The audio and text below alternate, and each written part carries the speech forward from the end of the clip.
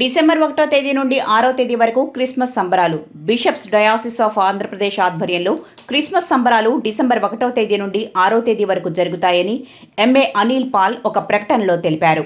Bishops Andhra Pradesh ఆధ్వర్యంలో ప్రతి జిల్లాలోనూ యునైటెడ్ క్రిస్మస్ సంబరాలు బిషప్స్ డయాసిస్ ఆఫ్ ఆంధ్రప్రదేశ్ ప్రధాన కార్యదర్శి ఎంఏ అనిల్ పాల్ తెలిపారు.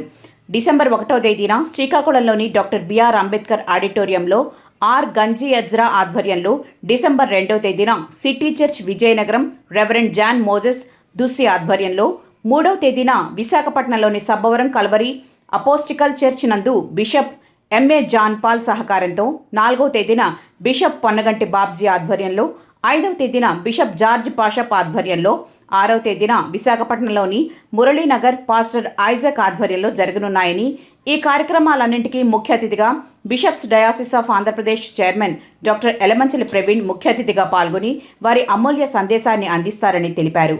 ఈ కార్యక్రమాలకు ఆయా జిల్లాల బిషప్స్, పాస్టర్లు పాల్గొంటారని తెలిపారు.